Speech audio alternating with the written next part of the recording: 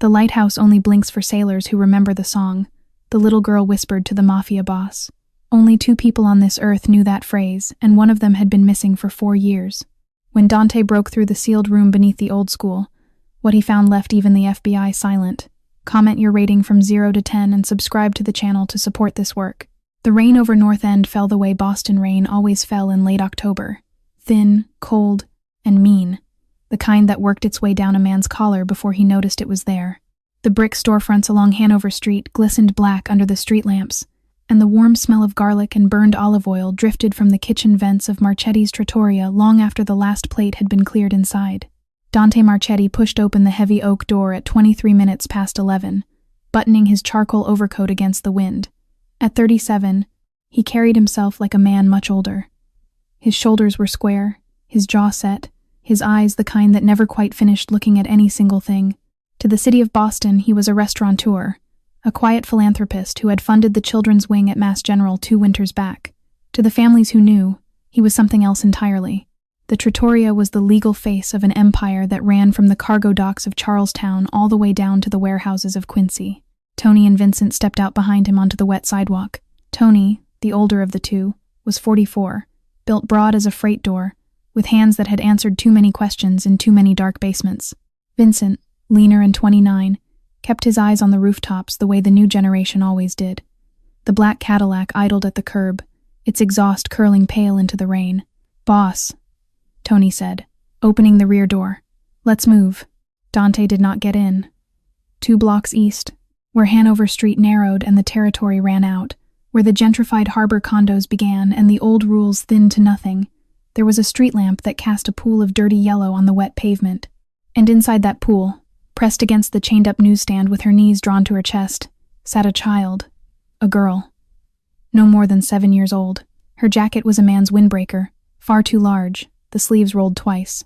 Her hair was platinum white, and hacked off in uneven chunks, as though someone had cut it in a hurry with bad scissors in the dark.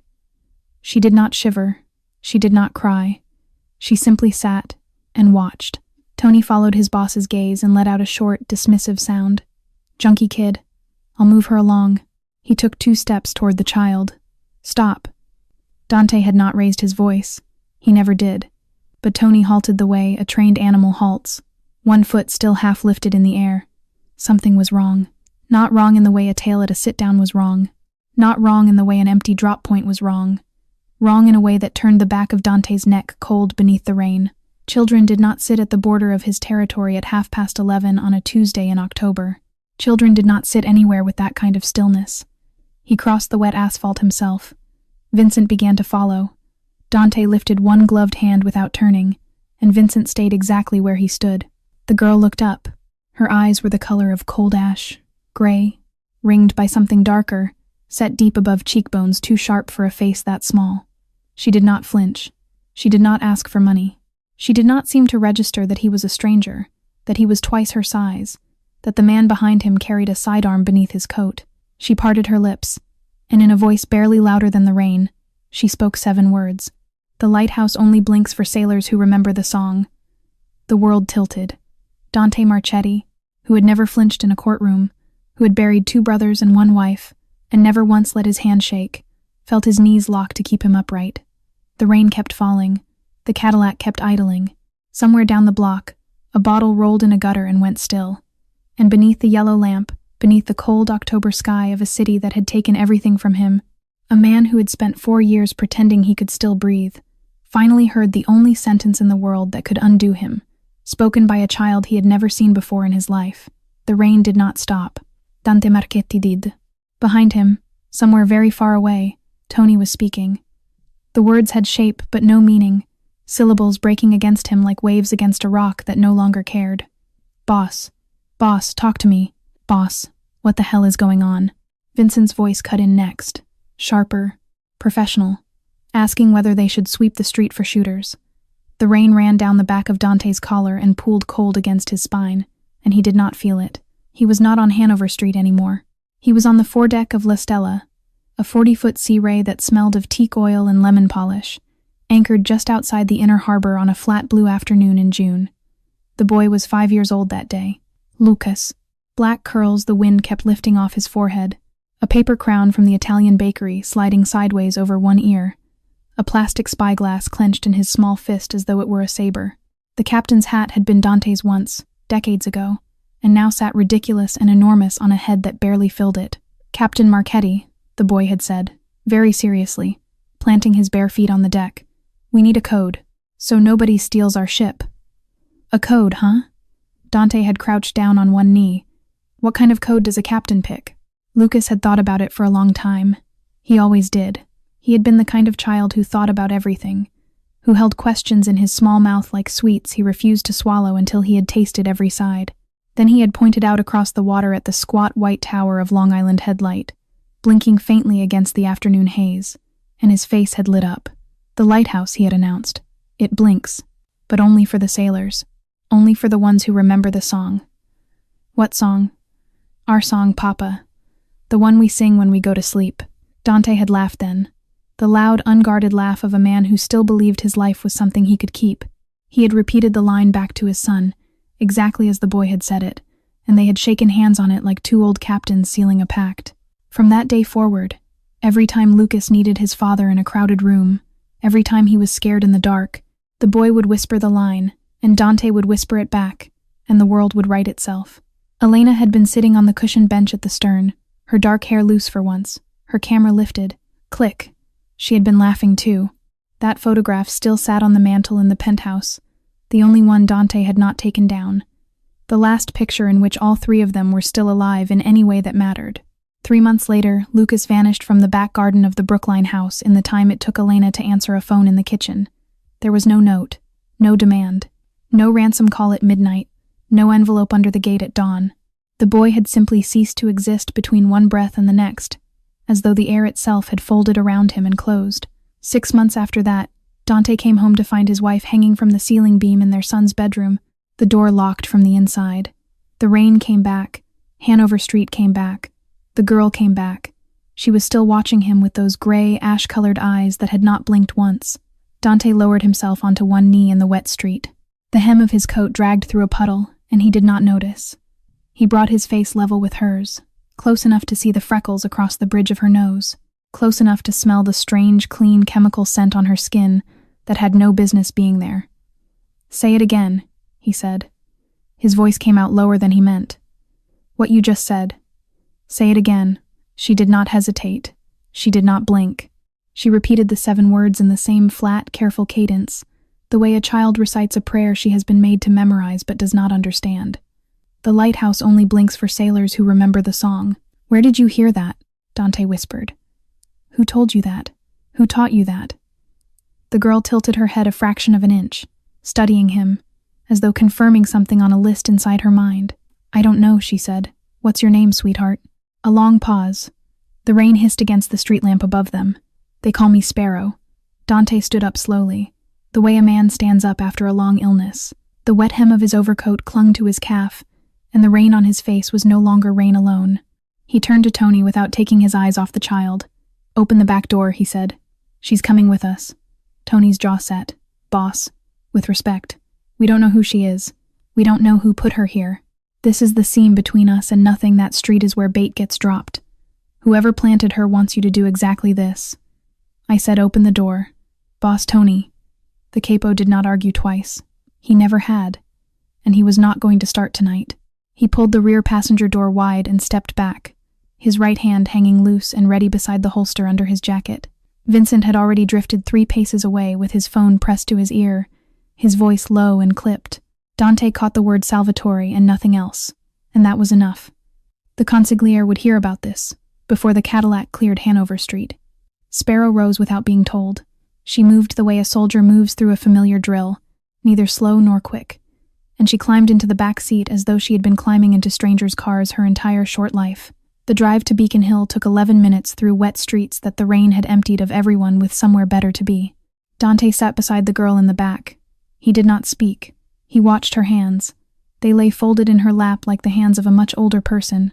The fingertips were calloused in small, hard pads, the way a guitarist's are, except no child this small played guitar.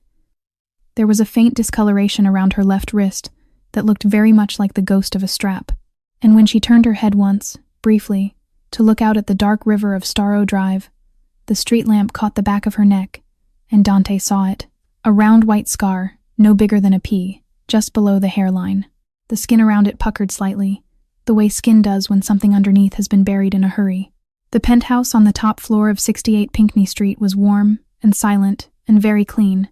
Dante punched his code into the private elevator and walked her in past the long marble hallway he had stopped using 2 years ago.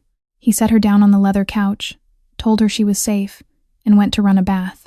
While the tub filled, Vincent ran out to a 24-hour pharmacy on Cambridge Street and came back with a bag of children's pajamas, a toothbrush, and a stuffed gray rabbit he had clearly chosen at random off a shelf. Sparrow took the clothes. She did not touch the rabbit. She bathed without complaint and without enjoyment.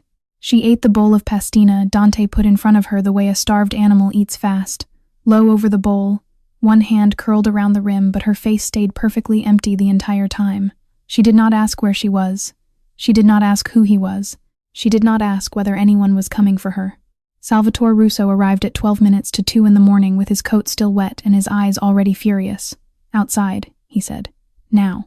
Dante followed him onto the terrace and slid the glass door shut behind them. The rain had thinned to mist. The skyline of Boston blinked softly across the river, indifferent. "Are you out of your mind?" Sal's voice was low and controlled in the way that meant he was holding something larger in. He was 55 years old, silver at the temples, a man who had stood beside Dante's father, and beside Dante since the day Dante's father went down. "You picked up a stray off the line tonight." "The line, Dante. We've had 3 Albanian probes inside Charlestown this month. The Irish and Southie are watching every move we make on the waterfront. And you bring a strange child into your home. Sal, what if there's a tracker in her shoe? A wire in her teeth? What if someone walks through that door at 4 a.m.? With a warrant or a rifle? Because of a kid?" Dante waited until the older man was finished. Then he repeated, quietly, the 7 words she had spoken under the street lamp. Salvatore Russo went the color of paper. "That's not possible," he whispered. "That's not possible. Only you and I know." Sal sat down hard on one of the iron chairs as though his legs had simply given up beneath him. Inside, on the leather couch, Sparrow had curled up on her side with her knees drawn to her chest and fallen into a sleep so deep and so still she barely seemed to breathe. Dante went back in alone and sat in the armchair across from her, and he did not move for the rest of the night. He watched the small rise and fall of her shoulder until the gray light of dawn reached the windows, and he thought about a boy in a captain's hat, and he tried very hard not to hope. The gray light became gold around 6:40 in the morning, and Sparrow opened her eyes without the faintest sound. One moment she was sleeping. The next moment she was awake, and watching him from the couch with the same flat attention she had worn under the street lamp the night before. There had been no transition, no yawn, no stretch, no small, confused question about where she was. Just open eyes, and a child who already knew the rules of every room she had ever been put inside. Dante had not moved from the armchair. His back ached in 3 places he had stopped paying attention to. He stood up slowly, the way a man stands up around a deer, and walked to the kitchen. "Pancakes," he said over his shoulder, in a voice he was trying very hard to keep ordinary. "Do you eat pancakes, sweetheart?" She did not answer.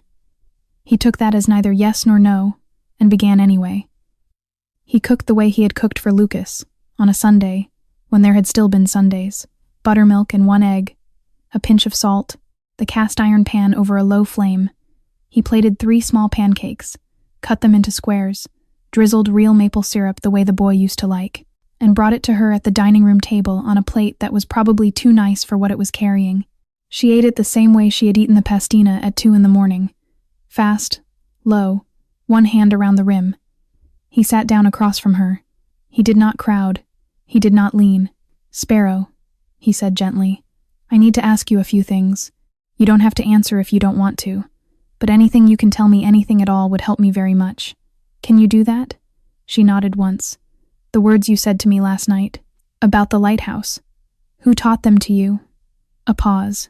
Then, in the same flat reciting voice she had used on the street, the same voice she would have used for a multiplication table, the boy with the black hair and the star on his collarbone said, "I had to find you." Dante's hand, which had been holding his coffee cup, set it back down on the table without spilling. It was the only thing about him that did not move. "What else did the boy tell you?" "He said you like your coffee bitter." "A beet." And he said you hate the sound of the clock in the red room. The room around Dante seemed to slip half a degree out of true. The brass chiming clock his great-grandfather had carried over from Palermo in 1912 sat on the mantel of the study he kept at the old house in Brookline. The room with the burgundy wallpaper Elena had picked out before she became someone who could no longer pick anything. Lucas had hated the sound of that clock. He used to climb onto the desk to stop the pendulum when he thought no one was looking. 3 people on this earth had ever known that small private fact, and one of them was hanging in a closed coffin at Mount Auburn Cemetery, and one of them had been gone for 4 years. Where is the boy now, Sparrow? Dante kept his voice steady. He was not sure how. Where is the boy with the star on his collarbone? Where there are no windows, she said. Is he alive? She tilted her head the way she had on the street. He has many other birds with him. Many other. Dante leaned forward an inch. What do you mean, birds, sweetheart? What other birds? She lifted her small hand and counted them off on her fingers, one by one, with the careful seriousness of someone naming a class roster. Sparrow, robin, finch, wren, lark, kite, heron. She paused, considering. There were 2 hawks, but one of them stopped being a hawk. What was the boy's bird name? Starling. She looked at him very calmly across the syrup-smeared plate. We are all birds. That is what we are for. Dante pushed back from the table. He walked into the next room very calmly, took out his phone, and called Salvatore Russo. He spoke for less than 90 seconds. He told Sal to start with every Catholic orphanage in the metro area, every group home, every closed foster facility, every cold case of a missing child in eastern Massachusetts going back 5 years, with no body and no closure. He told him to do it quietly, and to do it today, and to trust no one outside the immediate 3. When he came back into the dining room, Sparrow was no longer eating. She had taken the paper napkin from beside her plate, and she had taken a blue crayon out of her pocket. Dante did not know where she had found a crayon, and that troubled him too, and she was drawing. He came around the table and looked over her shoulder. It was a building, 3 stories, long, narrow, with rows of windows. A cross above the doorway, ivy climbing up one side. She had drawn it from memory with the precision of an architect, and at the very base of the building, where the foundation met the ground, she had drawn a small, dark square.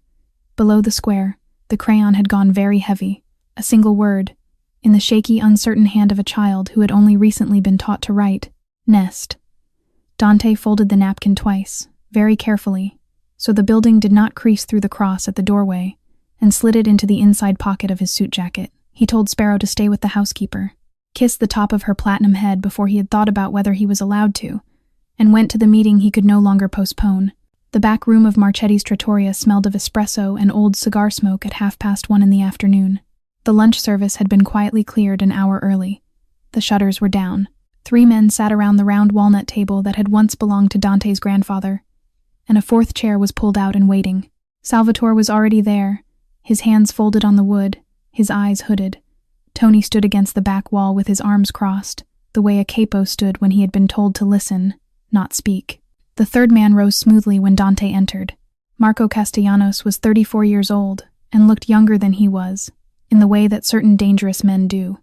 Tall, lean, his black hair cut short and combed back, his suit a shade of charcoal so close to Dante's it could have been the same fabric. He had been moved up from soldier to underboss 18 months earlier, after the Castellucci business in Revere, and had not put a foot wrong in any of them. He smiled without smiling. He answered questions before they were finished. He had the kind of competence that older men in the family found reassuring, and that Dante, on certain quiet nights, found difficult to read. "Boss," Marco said, with a small nod. "I came as soon as I heard."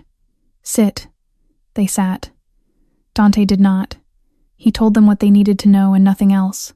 A child had appeared at the eastern edge of the territory the previous night.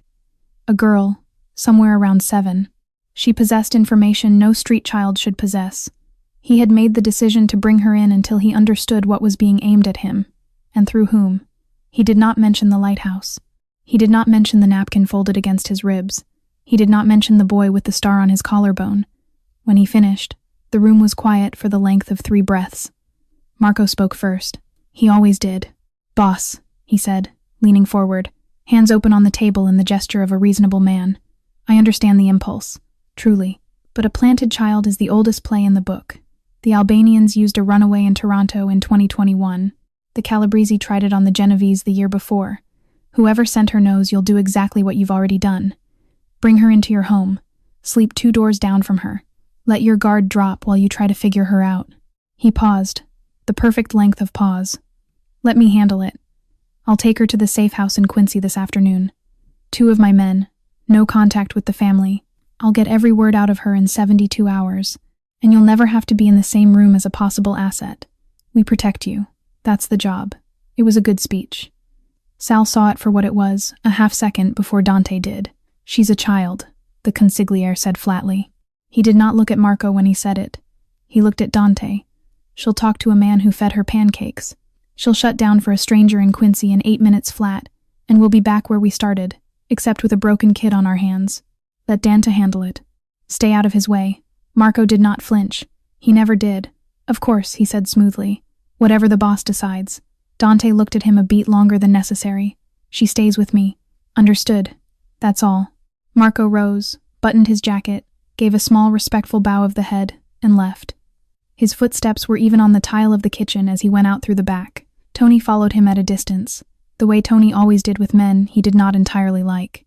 Out in the rear lot, between the dumpster and the parked Mercedes, Marco walked exactly 4 paces past the security camera's blind spot before he took the burner phone out of his inside pocket. He dialed a number that had no name attached to it and let it ring exactly twice. "The fish bit," he said quietly. "Right where you said it would." The voice on the other end was male, unhurried, the voice of a man reading a paper at a club. "Stay the course. The architect wants him alive long enough to see it." The line cut. Marco slid the burner back into his pocket, lit a cigarette, and walked to his car as a man with nothing on his mind.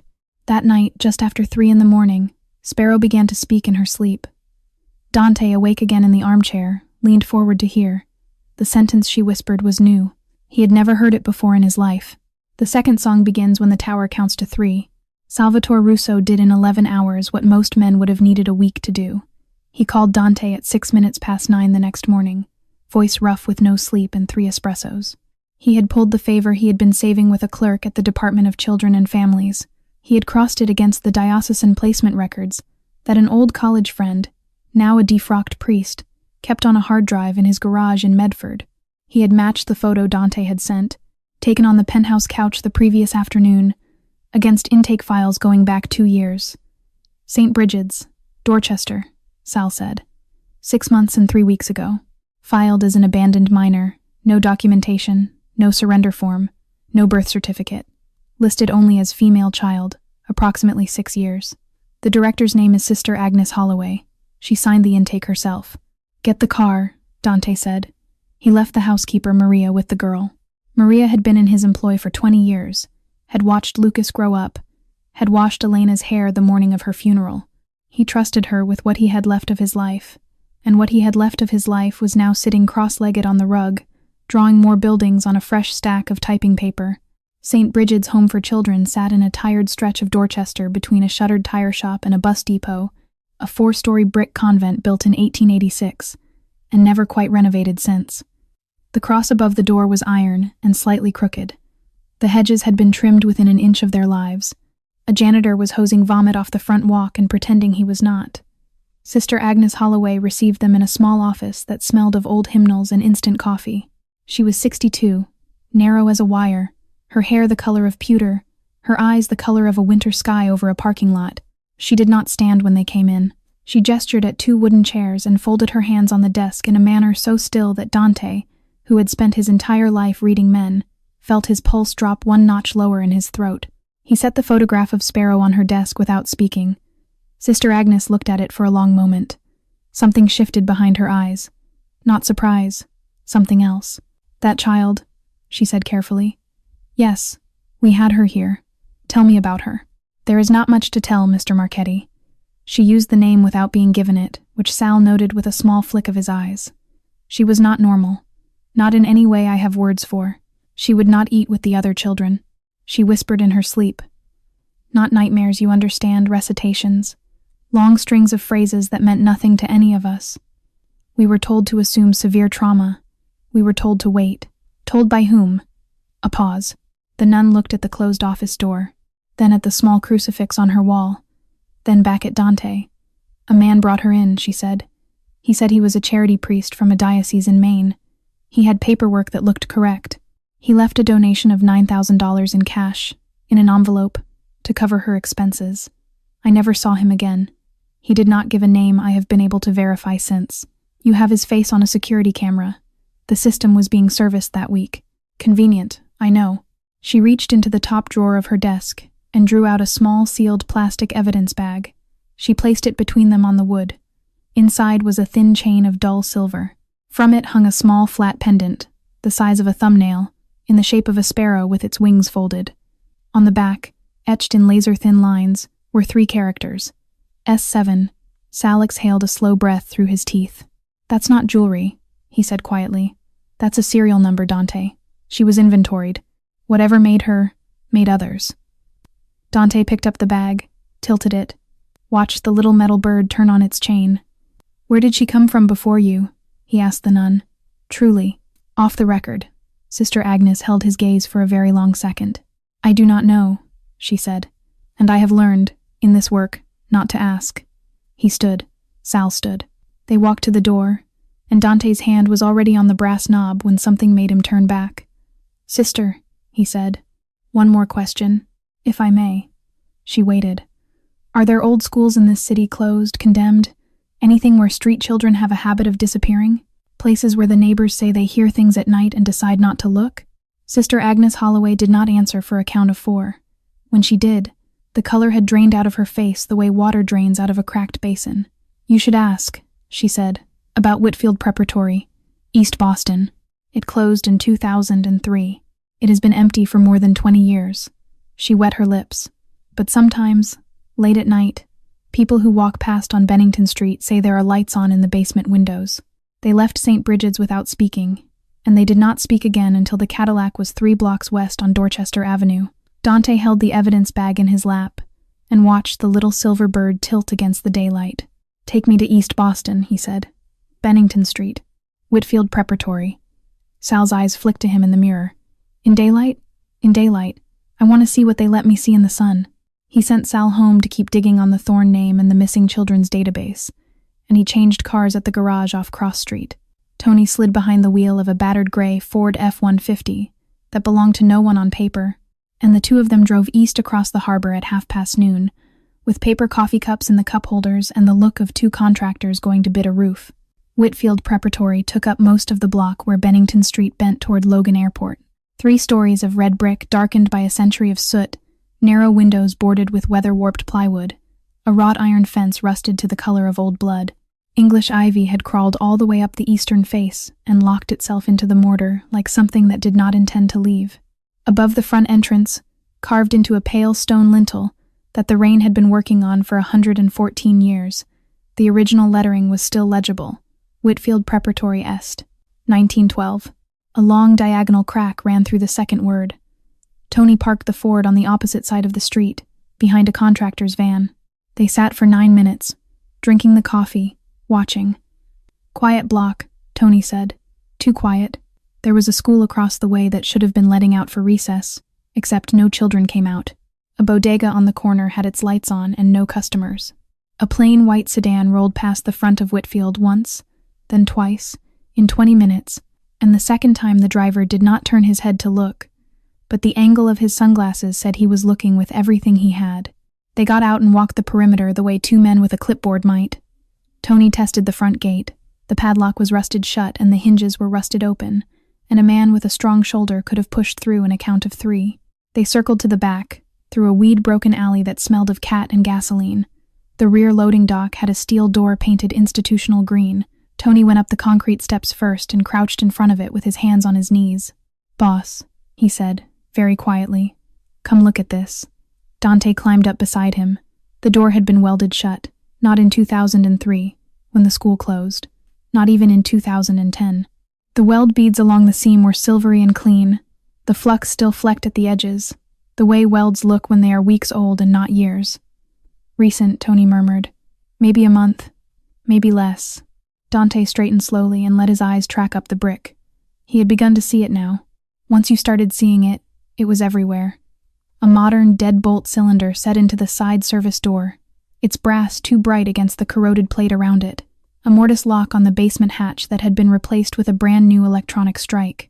And up in the dead branches of the dying maple beside the rear fence, tucked into the crotch of a limb where the leaves should have hidden it from the street, but the leaves had fallen 2 weeks early, a small black cylinder, no bigger than a lipstick tube, with a single lens pointed straight down at the dock where they were standing. Tony saw it the same instant Dante did, and turned his face away in the same motion. "Walk," Dante said. They walked. Back in the truck, with the engine running and the heater going, Dante took out his phone. "Someone is using this place," he said, to no one, and to himself, and they are very good at making sure it looks like no one is. He called the contact he kept inside Boston PD, a detective in District A1 who had taken his daughter to Boston College on Marchetti tuition. The detective spoke for 90 seconds, and Dante listened. Whitfield Preparatory had closed in the late spring of 2003, mid-semester, after a federal investigation into systematic abuse of male and female students by senior staff. The headmaster at the time, a Mr. Edmund Thorne, had been indicted on 27 counts. Mr. Thorne had hanged himself in his Beacon Hill brownstone the night before he was scheduled to enter his plea. The civil suits had quietly settled the following year. The building had passed through 3 holding companies and was now owned by an entity registered in Delaware that had no other listed assets. Thorne. Dante held the name in his mouth like a coin he had bitten down on. He drove home. He walked into the penthouse without taking off his coat. Sparrow was kneeling on the long leather bench beneath the bay window, her small breath fogging the cold glass, her index finger drawing on it in slow, careful lines. She did not turn when he came in. She had drawn the building, 3 stories, narrow windows, ivy climbing one side, the cross above the door, and at the bottom, in the same shaky hand she had used on the napkin, 3 more letters in the fog, Tonest. Dante crossed the room and crouched beside her. He pointed at the fingerprint sketch on the glass. "Sweetheart," he said, "were you in this place?" She did not look at him. She kept her finger on the cold pane. "The nest is under the roots," she whispered. "Birds cannot fly inside the dark nest." Across the river, on the 18th floor of a glass condominium that looked down at the dark spine of the Charles, Marco Castellanos was pouring himself a glass of Lagavulin neat. His apartment was the opposite of the man Dante saw at the table. Where the underboss wore charcoal suits and small smiles, the rooms he came home to wore nothing at all. Concrete floors, white walls, 3 pieces of black leather furniture set at exact angles. A single Rothko print over the fireplace that he had bought at auction in Geneva, using a name that was not his. There were no photographs anywhere in the apartment. There were no plants. There was no evidence that any human had ever loved or been loved within these walls. That was deliberate. A man without attachments was a man without leverage. He carried the whiskey to the floor-to-ceiling window and watched the lights of the Longfellow Bridge stitch themselves across the black water. Behind him, on the glass coffee table, the burner phone began to vibrate. He had been waiting for it. He did not hurry. He set the glass down on the marble sill, walked back, picked up the phone, and answered with a single syllable. "Yes, status." The voice on the line was the same one that had spoken to him in the parking lot behind the trattoria, male, mid-50s to early 60s, by the timbre. A faint mid-Atlantic polish to the vowels, the kind of accent a man learned at a New England preparatory school in the 1970s, and then carried into rooms where accents were currency. The voice did not belong to any criminal Marco had ever met. It belonged to someone who had spent his life in offices where the blinds were always half closed. "He took her in," Marco said. "Took her into the penthouse. Brought a doctor in this morning. I have a man on the building. He went to St. Bridget's after that. Met with the nun. Today he drove out to Whitfield in a strip truck with the capo. He saw the welds. He saw the camera in the maple. He clocked all of it. Good. Good? It is meant to be seen, Marco. A man like Dante Marchetti does not break a sealed door because someone tells him there is a sealed door. He breaks it because his own eyes have told him there is something behind it, and his own grief has told him the something is his. A small, dry pause. Sparrow has performed her initial function flawlessly. She made him believe. She made him investigate. The rest of the architecture takes care of itself. Marco swallowed a sip of the whiskey and let the burn travel. "How long?" he asked. 2 nights. 2. He will bring a small team. He cannot bring a large one without telling the family the truth, and he is not ready to tell the family the truth. He will go in through the rear loading dock between 2 and 4 in the morning. There will be a welded door on the basement landing. He will burn through it. He will go down, and he will find what we have left for him to find. Marco's reflection in the dark window did not move. He had been told some of this. He had not been told all of this. He did not ask. He had been raised, by the man on the other end of the phone, never to ask. It had been 3 years since the night the Albanians cornered him outside a club in Lynn with a butcher's hook and a roll of plastic sheeting. He had been a soldier then, 29, halfway dead before the headlights of the black sedan had even cut into the alley. 2 suppressed shots had taken the men holding him. A third had taken the man with the hook. The driver had not gotten out. A back door had opened. A voice he now knew very well had said, "Get in, Mr. Castellanos. We have a great deal to discuss." 3 years of climbing. 3 years of small tributes paid in information, in misdirected shipments, in the quiet sabotage of men who would have stood between him and the underboss seat. 3 years of looking Dante Marchetti in the face across a walnut table and remembering exactly who had paid for the suit he wore to do it. "And Sal?" Marco asked. A small sound came down the line that might have been the smallest possible laugh. "Salvatore Russo has been in this work too long, and he loves Dante too well. He will be in the basement 2 nights from now. End him there. Make it look like he turned.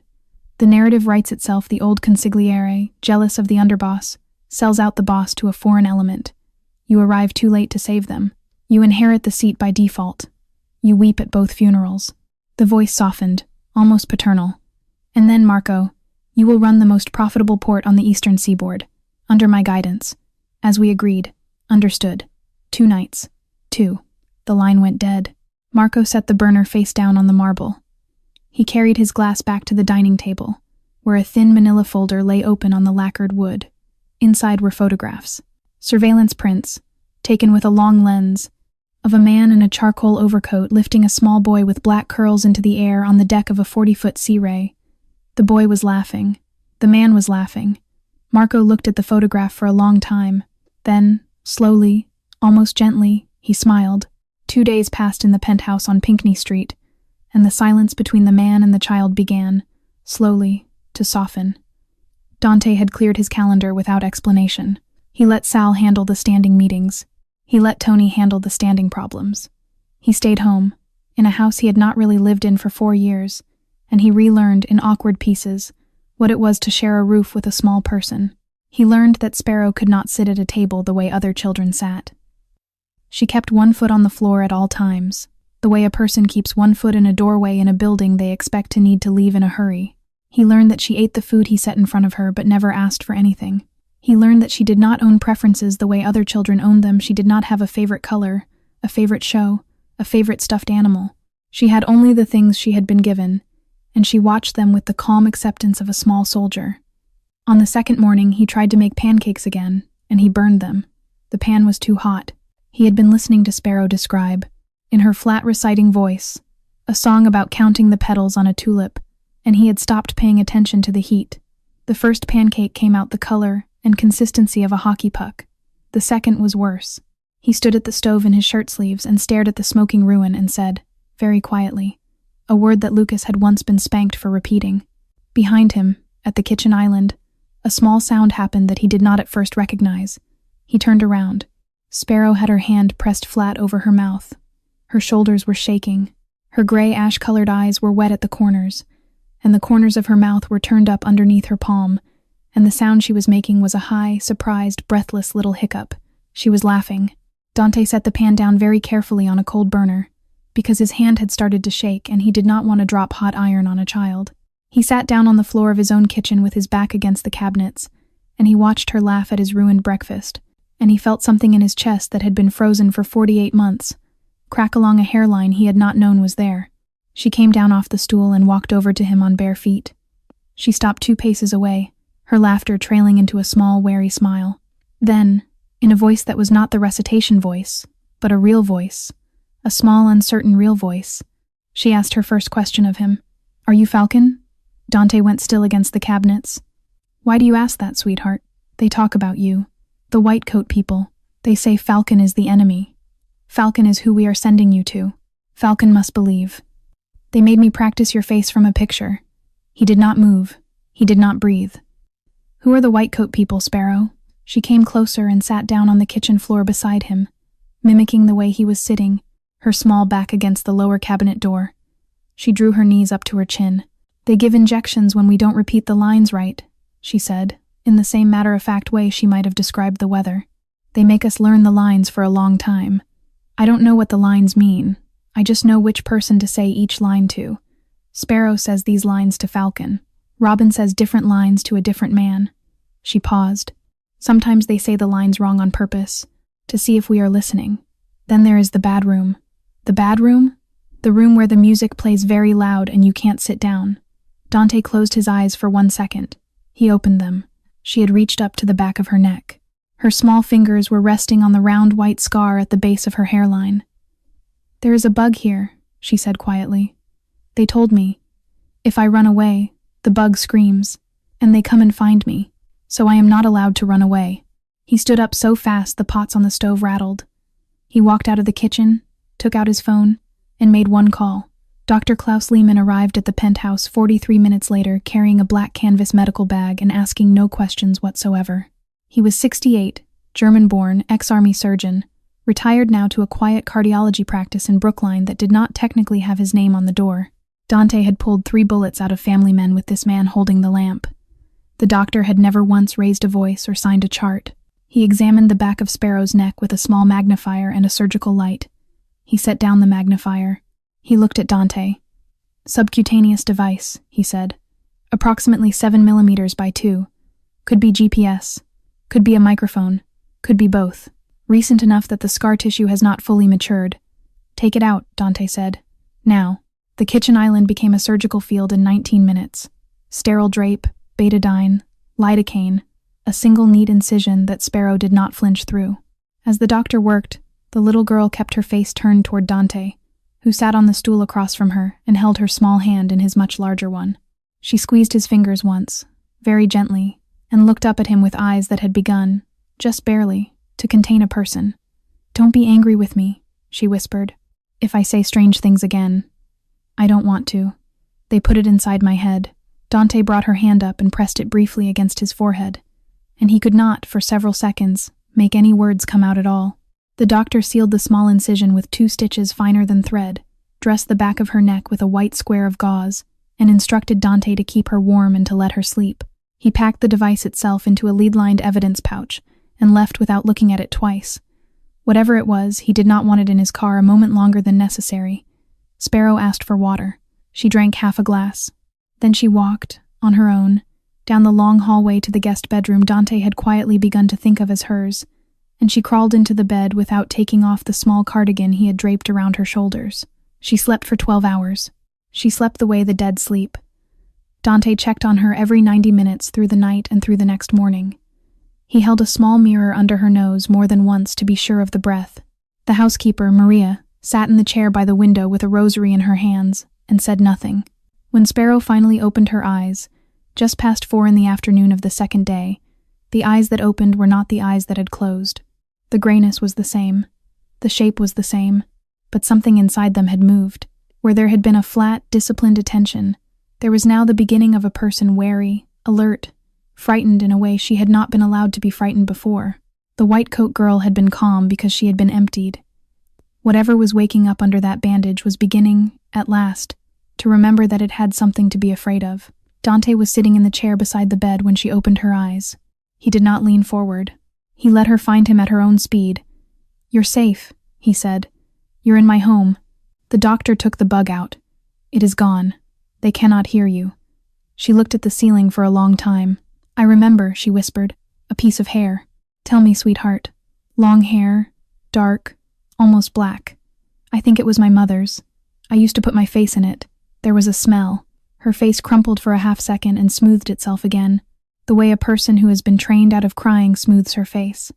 Lavender. The smell was lavender. Dante took the small notebook out of his inside jacket pocket. He uncapped a pen. He wrote, "Long dark hair, mother.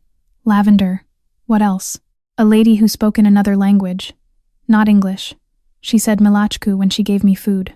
I don't know what that means. I think she took care of me. Not a mother. Different from a mother. Foreign language caregiver. Word. Milachku. Possibly Czech. Possibly Slovak. Anything else? A man called me Penny. The pen stopped on the paper. Dante did not look up immediately. He let the pen rest there until his hand was steady again, and then he wrote, "Name, Penny." She found more pieces over the next hour.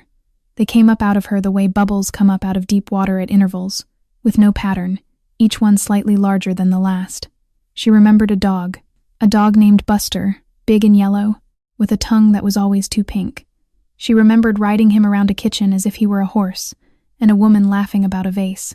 She remembered a house with a white wooden staircase that had a turn in the middle, and a window at the top of the staircase. And through the window she had been able to see water, not a river, the ocean, water that went all the way out to where the sky started. A house with an ocean view, a foreign nanny, a golden retriever called Buster, a first name no one in the white coat rooms had ever once used. Dante set the notebook down on his knee, very carefully, because if he had not been careful with it, his hands would have started to shake. This child had not been pulled out of a bus station. This child had not been bought from an addict in a parking lot.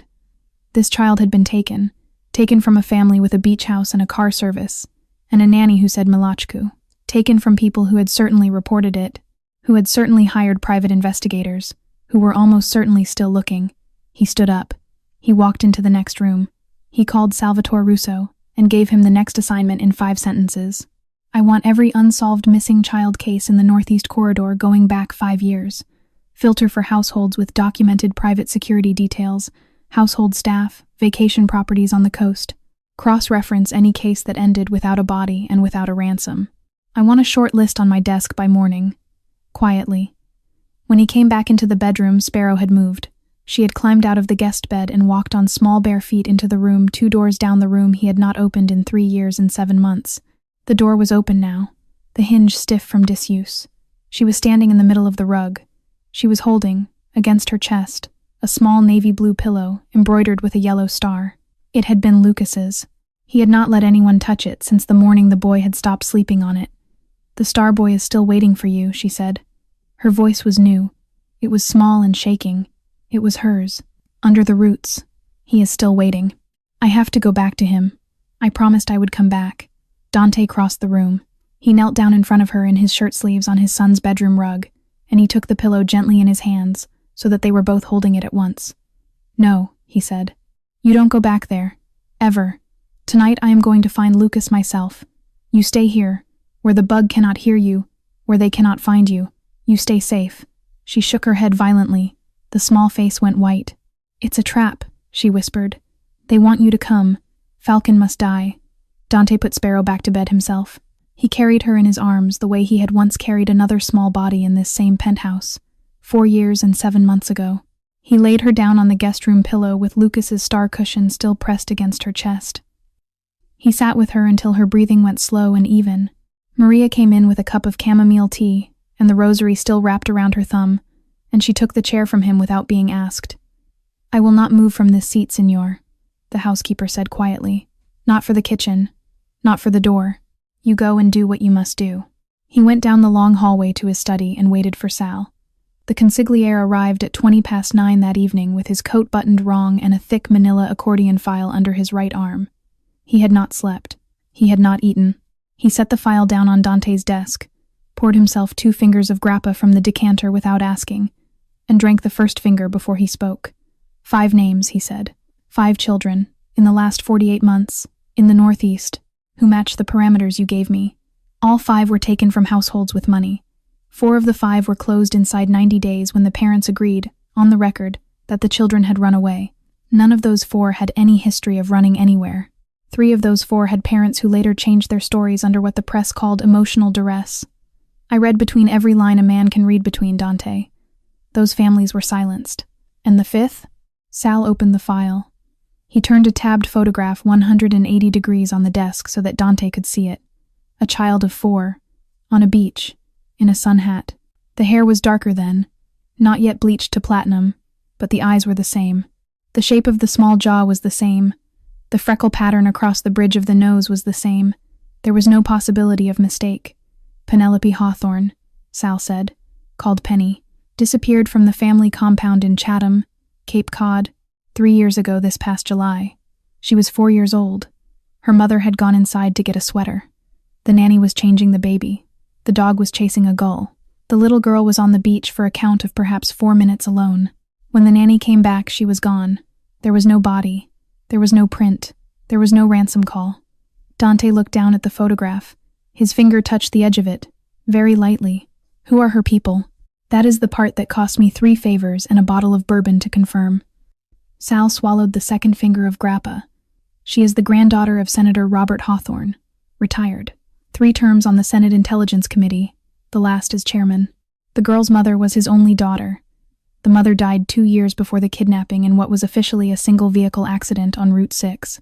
Off the record, 3 different agencies thought the brake line had been cut. Nobody could ever prove it. Hawthorne, Dante repeated.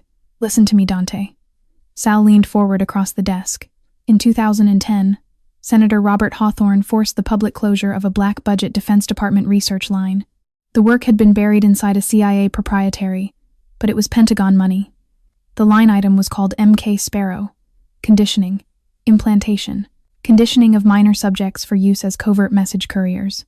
Hawthorne went to the floor of the Senate. He used the word abomination. He cost a number of very serious people a great deal of money and the rest of their careers. A long silence settled between them. Dante reached into the inside pocket of his jacket and drew out the small evidence bag he had not yet put down anywhere safe. The thin silver chain pooled on the desk between them. The Sparrow pendant landed face up. S07. MK Sparrow, Dante said softly. Yes. Then this is revenge. Or worse. Sal's voice dropped. Worse is that they never actually closed it down. Worse is that they shut the front door and kept the back door open. And 20 years later, the men who hated Robert Hawthorne for ending their careers are still in those basements, and they are using his granddaughter as a knife to cut the throat of a man who had nothing to do with any of it. Dante closed his hand over the pendant. Why me, Sal? Why send her to me?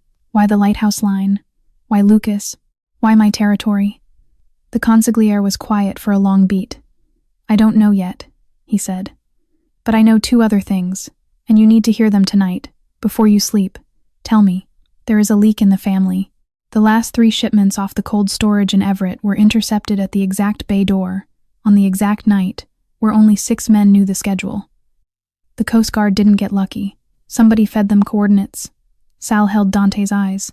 I have known you since you were 19 years old. I trust you with my life. I trust Tony because Tony cannot fake what he is. I do not trust anyone else under our roof right now. Not anyone else. A pause. Marco, Sal said. Something is wrong with that boy. I cannot prove it yet, but I feel it, Dante. I feel it the way I felt your father in the room before your father lied. Dante looked down at the photograph of a 4-year-old girl in a sun hat, then at the pendant, then at the burgundy folder of 4 other faces who had not been so lucky. Tomorrow night, he said. Whitfield. We go in. 3 a.m. You, me, Tony. 6 men we have raised ourselves. Nobody else hears about it. Nobody else, Sal. Not a soldier. Not a driver. Not the kid from the trattoria. Not Marco. Agreed. They worked the plan together for 90 minutes, leaning over a hand-drawn map of the school grounds Tony had sketched from memory. Neither of them noticed the small black disc, no bigger than a shirt button, that had been pressed 3 days earlier into the underside of the brass desk lamp, exactly where the green leather pad met the wood. It blinked once, very faintly, every 12 seconds, and recorded every word. The next day moved with the specific slowness of a day that contained a deadline. Dante did not go to the trattoria. He did not take the car downstairs. He did everything the appearances required from inside the penthouse, answered 3 calls, signed 4 documents. Sal slid under the door, ate half of what Maria put in front of him. Sparrow stayed at the kitchen island, drawing. She had filled the better part of a pad of typing paper since dawn. At 3:20 in the afternoon, Dante drove her to Newton himself. The safe house was a small Cape Cod-style place on a tree-lined street where nothing ever happened. It belonged on paper to a holding company that owned, on paper, a small chain of laundromats. In actual fact, it belonged to nothing, and no one Dante or Sal had ever signed a name to. 3 men knew the address. Dante was one, Sal was another, Tony was the third. Marco had never been told the street, the city, or the existence. Maria came in with 2 suitcases of her own. The housekeeper had agreed without a word when Dante asked. She had been 19 years old when she came to work for the Marchetti family. She was 39 now. She had braided Lucas's hair every Easter Sunday until he was 4.5. She would, Dante knew, lay her body across the front door of this house if she had to. He carried Sparrow's small bag inside. He showed her the room he had picked for her, where the window overlooked a maple tree turning copper. He put Lucas's star pillow on the pillow of the bed. She watched him put it down. Then she walked to her own bag, opened the front pocket, and came back to him. "For you," she said. She placed in his palm a small square of white cotton, a folded handkerchief, perhaps 4 inches across. Dante turned it over and his breath caught in the back of his throat. In the lower right corner, in clumsy silver thread that had clearly been worked by hands that had only recently learned to hold a needle, there was an embroidered 5-pointed star. Beneath the star, in stitches even more uncertain, was a single capital letter, L. "I remembered yesterday," she said quietly. "The star boy made it for his mother. Someone showed him how. He used the thread from the inside of a uniform sleeve. He kept it under his bed for a long time. But then they were going to move him, and he could not take things with him when they moved him, so he gave it to me. He said I should keep it, because I helped him the most." Dante closed his fingers around the cotton square so tightly his knuckles whitened. He could not, for the count of perhaps 10 heartbeats, speak. Lucas had been there. Lucas had sewn this with thread he had picked out of his own sleeve. Lucas had kept it hidden because the people in the white coats did not let him keep things. Lucas had, in the dark of that place under the roots, taught a smaller child to sew, and had cared for her, and had given her the only thing he had to give. His son had been a little man down there. His son had been 8 years old and helping the smaller ones, the way Dante and Elena had raised him to do, the way Elena had begged him with her eyes from the doorframe of the boys' nursery the day she finally could not keep going. He went down on one knee. He pressed the handkerchief briefly against his mouth. "I promise you, sweetheart," he said. His voice was rough. "Whatever I find tonight, I am coming back here, to you, and I am bringing him with me." She nodded. She did not smile. She did not cry. She put one small hand against the side of his face, the way a person who had once been 4 years old and had a mother used to do. "Bring him back," she said. "Promise. I promise." He drove back to Beacon Hill alone in the unmarked truck, and that was when, somewhere on the slow climb up Storrow Drive at 6 in the evening, with the lights of the Hancock building reddening through the windshield, Dante Marchetti began to weep. He did not know he was doing it at first. He thought it was the rain again. The wipers made their slow patient sweep across a dry windshield, and he kept blinking. And finally he understood. He had not cried at Lucas's memorial. He had not cried at Elena's funeral, with her body in a closed coffin and her brothers refusing to look at him across the aisle. He had stood through both ceremonies with a face cut out of stone, and he had gone home, and he had drunk a quarter bottle of grappa in the dark, and he had not made a single sound. 4 years had filled up inside him a little at a time. The car was where it broke. He cried with both hands on the wheel, and his breath coming in short, ugly gasps, and he did not pull over, and he did not stop driving, because Sparrow was in Newton and Lucas was, perhaps, somewhere under a school in East Boston, and a man who is going to break a sealed door in 8 hours is allowed to leak a little water along the way. By the time he reached the penthouse garage, his face was dry.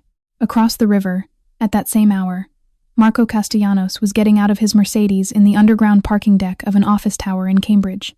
A second car was already there. A black Mercedes Maybach, no plates Marco recognized, the rear window already lowered. Marco walked over and bent slightly at the waist. The man in the back seat was perhaps 60. White hair, neatly cut, round wire-rimmed glasses, a small, almost gentle smile, the smile of a kindly professor returning a graded paper. "Mr. Castellanos," the old man said pleasantly, "it is a pleasure to finally see your face in the same room as mine. Sir, tomorrow night, I assume? 3 in the morning? He goes in with Sal and the capo and 6 others. He has not told a soul outside that group. Very good." The smile did not change. "Do drive safely, Mr. Castellanos. Tomorrow is going to be a long evening for all of us." The window slid up. The Maybach rolled out of the deck and was gone. 3 in the morning came to East Boston the way it always came, flat, lightless, the sodium lamps along Bennington Street washing everything the color of old butter. 3 black SUVs killed their headlights 1 block out and rolled the last 100 yards on parking brakes. 9 men got out without slamming a single door. Dante, Sal, Tony. 6 soldiers Dante had personally chosen, men whose mothers he had buried, men whose daughters' college tuition he had quietly paid. He had not made the call to Marco. He had not even let himself examine why he had not made the call. He had only listened to the small, cold voice underneath his breastbone. the one that had kept him alive for 37 years. And the small cold voice had said, "Not him, not tonight."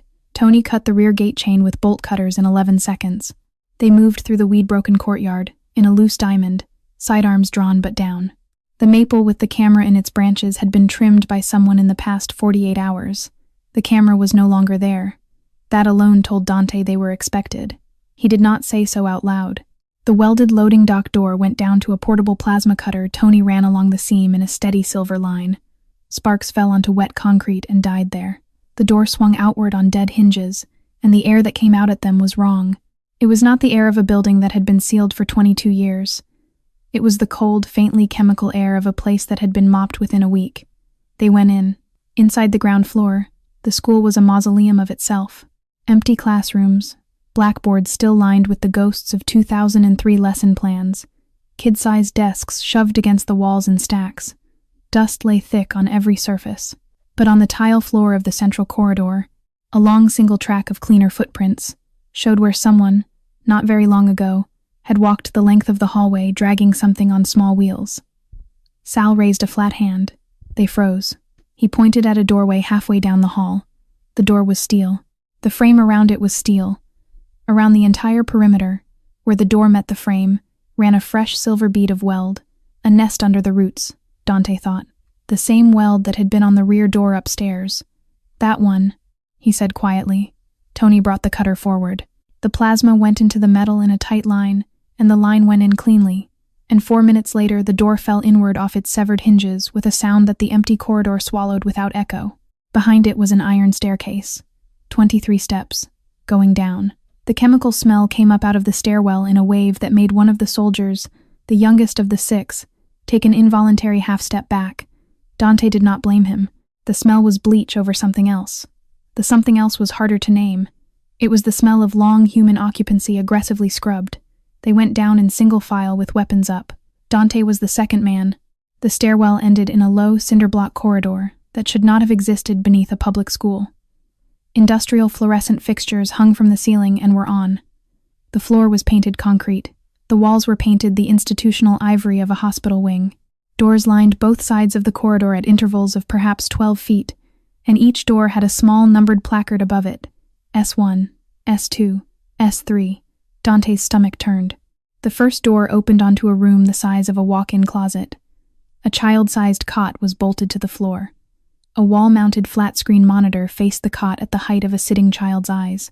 A shotgun microphone was mounted on the opposite wall, angled down. The cot had no blanket. The blanket had clearly been carried away. The 4 corners of the cot's mattress had been stripped down to the bare ticking, the way a hotel maid strips a bed before leaving. The second room was the same. The third was the same. In the fourth, the wall opposite the cot was covered, floor to ceiling, in children's drawings. Birds in flight, sailboats, 5-pointed stars. A lighthouse, small and white, with a blinking yellow light penciled in next to it. In the 5th room, on a small green chalkboard fixed to the cinder block above the cot, a single line of clumsy block letters had been left untouched. Lucas was here for years 3 months. Dante's knees gave. He did not fall. He went down in stages, like a building that has chosen to come apart slowly. He ended on his knees on the painted concrete floor in front of a cot that no longer held any child, in front of a board that had been written on and not erased, and he pressed both palms flat against the wall, as if he could push the wall backwards in time. Sal's hand came down on his shoulder. The consigliere did not speak. He squeezed once. He stayed. That was when the boots came down behind them. A flashlight beam lanced into the room from the corridor and pinned them where they were. Then a second beam, a third, a fourth. Tony, 3 rooms back along the hallway, made a small choked sound that meant he had been disarmed before he could turn. A familiar voice, carrying that small smile without smiling Dante had been listening to across walnut tables for 18 months, came into the doorway of the 5th room. "Don't move, boss," Marco Castellanos said almost gently. "Hands open. Knees on the floor. Both of you." He stepped into the light. Behind him, 4 men Dante had never seen in his life filed into the corridor in a tight stack. They wore dark tactical jackets without unit patches, suppressed sidearms and low ready, the disciplined posture of men whose paychecks did not come from any family table. They were not Marchetti. They were not Albanian. They were not Irish. The barrels came up. 2 of them found Dante. 2 of them found Sal. Marco stood between them with his own pistol held loose at his thigh and his head tilted in a small, almost regretful angle. "I am very sorry it had to be tonight," he said. Marco took 2 steps further into the small room and let his pistol come up an inch. "On your knees. Sir. Hands flat on your thighs." "You first," Sal slowly. "The young men behind me are not paid by the family, and they have no romantic feelings about either of you." Dante did not move from the floor where he had already been kneeling. He turned his head a fraction and looked up at the man whose loyalty oath he had personally administered 18 months ago in the back room of the trattoria on a cold January afternoon, with Marco's right hand on a Bible and his left hand on Dante's father's old service revolver, the boy he had embraced in front of a roomful of capos and called son. 3 years, Dante said quietly. 3 years. Marco nodded once. "Do you want to know the hardest part, boss? Genuinely. The hardest part of these 3 years was not the surveillance. It was not the misdirected shipments. It was not the Coast Guard tip-offs you took as bad luck. A small, almost rueful breath. The hardest part was learning to bow my head to a man I had been hired to kill. Every Sunday dinner, every birthday, every time you put your hand on my shoulder and called me Marco like I was someone who had earned it. That was the hard part." Sal's right hand was already moving. He had begun the motion the moment Marco's mouth opened a 40-year reflex that had saved Dante's life on at least 3 previous occasions. The hand slid inside the lapel of his coat, with the smooth economy of an old tailor reaching for a measuring tape. He never reached the holster. The man second from Marco's left fired once, suppressed, and the round took Salvatore Russo through the meat of the right shoulder and spun him half around. The consigliere went down on one knee against the cinder block wall, with a sound between a grunt and an old man's swallowed curse. Blood bloomed dark through the fabric of his white shirt. "Don't, Sal." Marco's voice did not rise. "Stay where you are. Bleed slowly. You're going to need it." Dante did not look at his bleeding consigliere. He could not afford to. He kept his eyes on Marco. "Who," he said, "are you working for?" Marco smiled then. A real one. A small, genuine one of the kind Dante had never seen on his face across a single dinner table. "I am not the one you should be asking." A new sound came from the corridor behind him. A measured, unhurried footfall. The sound of leather soles on painted concrete that had no business being in a place like this at 3 a.m. The 4 men in tactical jackets parted by a pace. The figure who stepped through them into the doorway was perhaps 60 years of age. White hair, neatly combed. Round wire-rimmed glasses. A long white laboratory coat over a charcoal cardigan and gray wool trousers. He carried no weapon. He carried instead a small leather notebook and a fountain pen, the way a doctor enters a patient's room. He stopped on the threshold of the 5th cell and looked down at Dante on his knees in front of his missing son's cot, and the small, gentle, almost paternal smile widened by 0.5 millimeter. "Mr. Marchetti," the old man said, "it is a great pleasure to finally meet you in person. My name is Elias Thorne. I am the younger brother of Edmund Thorne, who, as your detective friend at District A1 has very probably told you by now, hanged himself in his Beacon Hill brownstone in the spring of 2003, on the eve of his federal indictment." He paused. His pale eyes, behind the round glasses, did not blink. "Edmund did not hang himself, Mr. Marchetti. The Bureau did. They strung him up because he had begun, in the final week, to consider a deal in exchange for a list of names. The names belonged to the federal employees who had been funding our work since 1998. Our employers panicked. They eliminated their own and called it remorse." The old man's smile thinned. "I assumed the program in his absence. I have run it from this basement, in one form or another, for 22 years. Lucas." Dante's voice did not sound like his own. "Where is my son?" Elias Thorne ignored the question with the ease of a professor ignoring a student's interruption. "Your father, Mr. Marchetti, your late father. The great Vito Marchetti was the first link in the very long chain that has brought you to this room tonight. In the autumn of 2002, facing federal charges that would have buried him in a supermax until the end of his life, your father agreed to wear a wire into a meeting with a Boston School Committee subcontractor. The subcontractor was my brother. Your father's testimony cost Edmund his career, his liberty, and ultimately, in the manner I have just described, his life. In exchange, Vito received a sentence reduction that allowed him to die at home of natural causes. My father, Dante said, is none of my business tonight. Where is Lucas?" "I am not finished," Elias Thorne said gently. "Your wife, Elena, the hanging in the boys' bedroom in Brookline. That was not despair, Mr. Marchetti.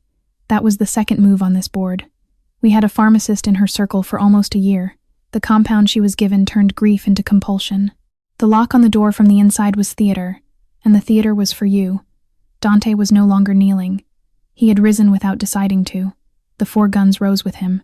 "Lucas," he whispered, "where is my son?" "Alive," Elias said, with a small note of approval in his voice, as though he had been waiting for the question to be asked correctly. "Very much alive. Not here. Whitfield is, and has always been, an outpost. The girl you call Sparrow was the bait. You are the prize." Marco, behind the old man, raised his pistol with both hands. "Goodbye, sir," he said softly. Sal Russo, who had been kneeling against the cinder block wall with a hole in his shoulder and his white shirt going slowly red, did not wait to be shot a second time. He pushed off the wall with his left hand and his good leg, and threw himself sideways into Dante. Hard, the way he had once thrown himself into a teenage boy at a christening in Revere when a man at the next table had stood up holding something that was not a champagne flute. 220 pounds of consigliere hit Dante in the ribs, and drove him out of the doorway of the 5th cell and hard into the cinder block of the corridor opposite. Marco's first shot went exactly where Dante's chest had been a quarter of a second earlier. The round took a chunk out of the green chalkboard above the cot, directly through the L in his son's name. The second shot never came. What had been planned as an execution had not accounted for the 6 men Dante had brought down the iron staircase. Tony Sabatini, 3 rooms back along the corridor, had been waiting for a reason to move since the moment the chemical smell hit his nose at the loading dock. The reason had now arrived. He drew the second weapon from the small of his back, a snub-nosed revolver that Marco's tactical men had not searched for because it had been concealed in a way that did not exist on the standard pat-down checklist, and he put the first round into the throat of the man who had shot Sal. The corridor exploded. Suppressors muffled most of the gunshots, but not the ricochets. Rounds skipped along the painted concrete and bit chips out of the cinder block. The fluorescent fixture directly above the doorway took a stray and shattered, and half of the corridor went dark in a snowstorm of glass and white powder. 2 of Tony's soldiers went into the spaces between the doorways with the practiced grace of men who had cleared rooms in this exact style once a quarter for 15 years. The 2 of Marco's men closest to the stairwell broke the wrong way, into a fatal funnel, and Tony's soldiers ended them in 7 seconds. Marco himself moved backward into the smoke without firing again. He understood very quickly that the night had stopped being a quiet execution and started being a firefight he had not, in fact, planned to be in. Sal was on the floor.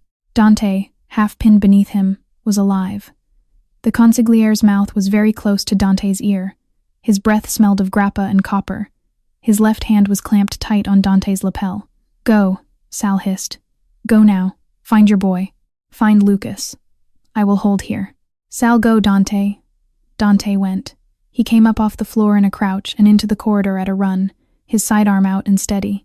Elias Thorne was already gone. The old man had slipped backward through the doorway at the first shot with the practiced calm of someone who had rehearsed the retreat, his white coat flickering once at the far end of the hall, before disappearing through a doorway Dante had not noticed earlier. He followed. The doorway opened onto a second corridor, narrower than the first, lit by widely spaced caged bulbs. The rooms here were not cells. They were laboratories. Dante saw them in flashes as he passed at a sprint. A reclined chair with leather wrist restraints and a clean ring of small bald patches along the headrest where electrodes had been pressed and removed too many times. A bank of dark monitors with cables snaking down to a console covered in the kind of dust that only accumulates over decades of careful work. A wall of corkboard inside an open archive room, and on the corkboard, dozens upon dozens of small color photographs of children, each one captioned in clean library card lettering with a designation and a number. Robin S12. Finch S15. Lark S20. A boy with black curls. Starling S22. Dante's stride did not break. He could not allow it to. The corridor ended in a heavy fire door, and the fire door was closing. Dante hit it shoulder first half a heartbeat before the latch caught, came through into a small storage chamber lined with metal shelving, and Elias Thorne was waiting on the far side of the room with a small chrome-plated automatic raised in both hands. The first shot from the old man was high. Dante had already dropped to one knee. The second shot from the old man never happened, because Dante's return fire took Elias Thorne low through the right thigh and folded him sideways into the shelving with a clatter of falling specimen tins. Dante closed the distance in 3 strides and put his knee on the older man's chest and the muzzle of his pistol firmly under the older man's jaw. "Lucas." Elias was breathing in small, wet gasps. Blood was already pooling under his leg. The round, wire-rimmed glasses had come off and lay on the concrete by his ear. One lens cracked. He looked up at Dante from the floor, and the small, gentle smile, impossibly, was still there. "You can kill me," he whispered. The words were already going pink at the edges. "It will not bring you any closer to your boy. I am the only person in this building who knows where he was sent, and of the 4 of us in the world who ever knew, 3 are dead, and the fourth, Mr. Marchetti, is the last person you would think to ask. Who? You have already met her." The smile widened by a fraction. The old man worked his jaw, deliberately, the way a man works a piece of caramel loose from a back molar. There was a small dry crack between his teeth. His eyes rolled back inside of 3 seconds. His chest stopped moving inside of 7. The smell that came up out of his open mouth was bitter almonds. Dante was still pressing the muzzle under the dead man's jaw when he started to scream. He screamed the way a man screams when he has been holding it for 4 years. The sound went out of the storage room, and down the narrow corridor of laboratories, and into the fluorescent dark where his consigliere was bleeding, and his capo was hunting a traitor through the smoke, and the fluorescence and the smoke and the painted concrete walls swallowed it the way they had swallowed everything for 22 years. The screaming stopped because someone touched Dante's shoulder. It was Tony. The capo's left ear was bleeding from a concussion graze, his jacket sleeve was torn at the elbow, and one of his teeth had been knocked loose at the gum line, so that when he spoke the words came out faintly wet. But he was on his feet, and his sidearm was holstered, and behind him in the smoke of the corridor 4 of the 6 soldiers Dante had brought down those iron stairs were also still upright. "Boss." Tony was breathing hard. "I called it. Detective Halloran. He is rolling units. 10 minutes. We need to move now, or we explain bodies. Marco, alive. Cuffed in the 2nd SUV. Sal is in the 3rd. He is breathing. He is talking. He needs a hospital, and he is refusing to go to one. Get him in one. He says he wants to talk to you first." Dante stood up off the body of Elias Thorne. He left the chrome pistol where it lay. He left the dead man's round, wire-rimmed glasses on the concrete by his ear. He walked back through the corridor of laboratories without looking at the corkboard a second time, because if he looked at the small color photograph, captioned Starling S22 a second time, he would not be able to keep moving, and there was, still, somewhere in the world, a woman on this earth who knew where his son had been sent. He went up the iron staircase 3 steps at a time. In the 3rd SUV, with the dome light off and the door cracked, Salvatore Russo was propped against the passenger side door with one of Tony's belts cinched tight under his right armpit. The belt was already darker than it should have been. The consigliere's color was bad. His eyes were not. "Tell me," Dante said. "Marco." Sal's voice was thin but steady. "He has been speaking, Dante. Whatever they were paying him, he understands now that it does not cover this. He has been speaking the entire time you were in the basement. Hospital. Now. Tony will ride with you. Dante now. Sal." The 3rd SUV pulled out for Mass General with Tony at the wheel and a soldier in the back seat keeping pressure on the wound. Dante climbed into the passenger seat of the 2nd SUV and shut the door behind him. The dome light cut. In the back, Marco Castellanos sat with his wrists zip-tied at the small of his back, and one fresh contusion blackening across the left side of his jaw. His expensive shirt was open at the collar. The small smile was entirely gone. Dante did not turn around. Talk. Marco did. Inside of 3 minutes, he told the part Sal had not been able to extract on the floor of the basement. Sister Agnes Holloway. The words came fast, as a man speaks when he has decided that the next 90 seconds determine whether he has a working spine for the rest of his life. Born Agnes Thorne, sister to Edmund, sister to Elias. The 3 of them. She has been with Street. Bridget since 1986. She is the front end of the pipeline, sir. Children show up at the orphanage. She evaluates them. The ones with what they call quiet temperament. The ones with no traceable family. The ones with high observed retention, those go into the program. The rest get adopted out the legal way, and that is the cover. St. Bridget's runs at a 93% placement rate. The diocese gives her awards, and nobody asks where the other 7% went. The driver, one of Dante's 6, kept his eyes on the road and his face perfectly still. Dante said, "She gave me the necklace. She told me about Whitfield. She handed me the breadcrumbs herself." "Of course she did," Marco said quietly. "She delivered the bait the way she delivers everything. On schedule." Dante turned around in the passenger seat for the first time. He looked Marco full in the face for 10 seconds. Then he turned back to the windshield. "Drive," he said to the soldier behind the wheel. "St. Bridget's. Now." Marco rides in the trunk. It was 4:53 in the morning when the SUV pulled up outside the iron gate of the orphanage on Dorchester Avenue. The eastern sky over the bus depot was the color of a bruise just beginning to yellow. The janitor was not on duty yet. The iron cross above the front door was still slightly crooked. Dante did not knock. He went in through the unlocked side door of the convent. Sister Agnes had not, apparently, anticipated being awake at this hour, and he followed the smell of wood smoke down the hall to the small office that smelled of old hymnals and instant coffee. She was kneeling in front of the brick fireplace in a plain gray housecoat, and her gray hair loose down her back, and she was feeding an accordion file of paper into the flames, a single sheet at a time. The sound of Dante's footstep on the floorboard made her go very still. She did not turn. "You found Whitfield," she said quietly to the fire. "Stand up." She stood up. She turned around.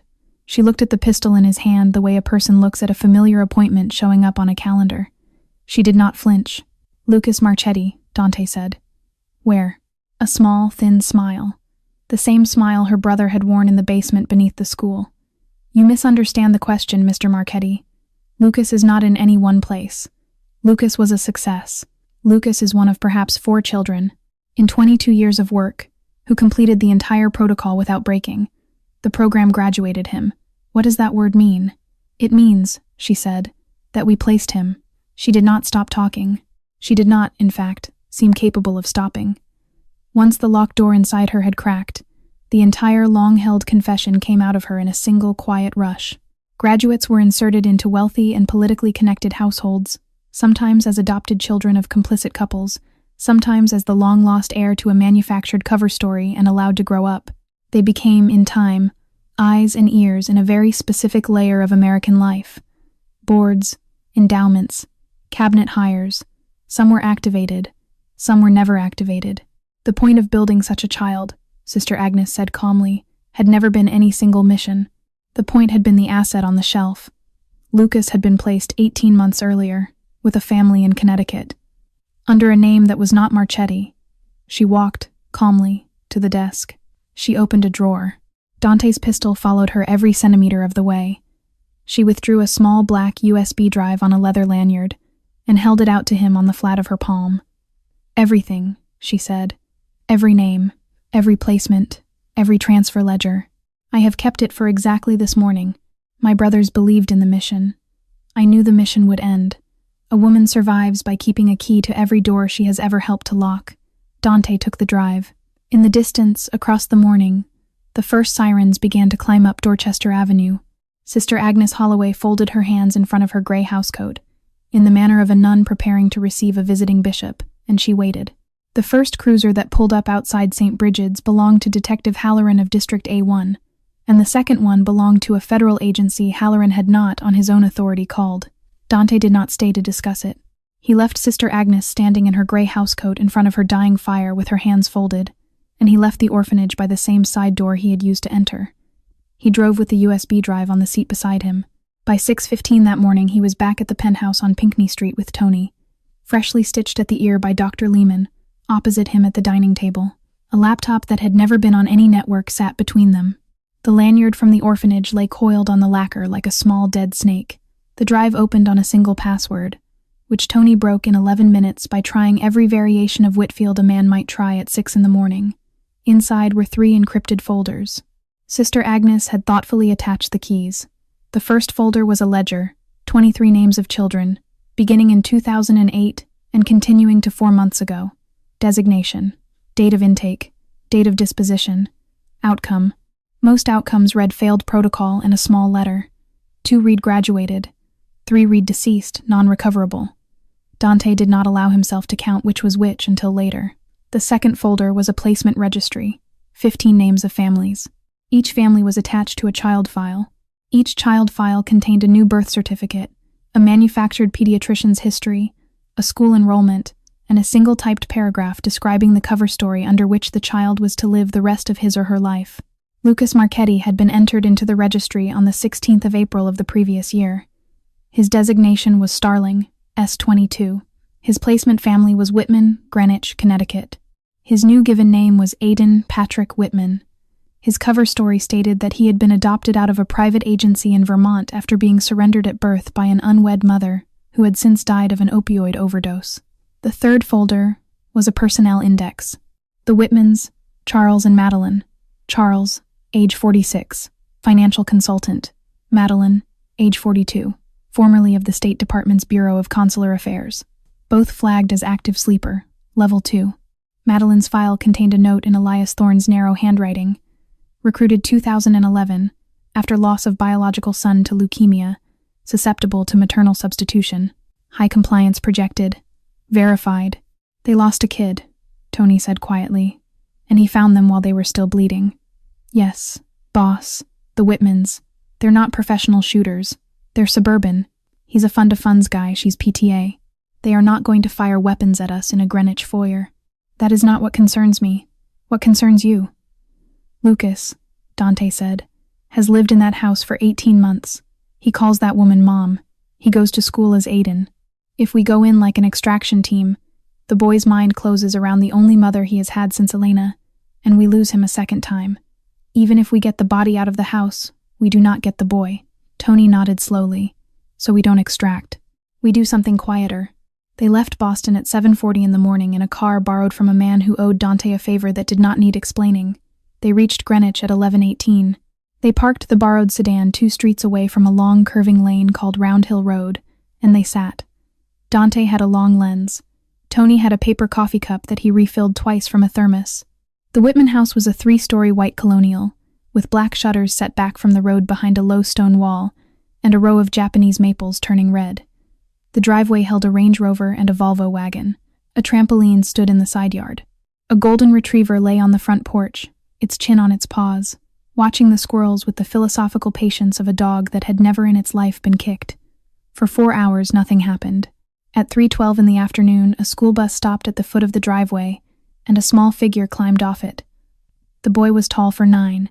He wore a navy blue uniform polo and khaki shorts.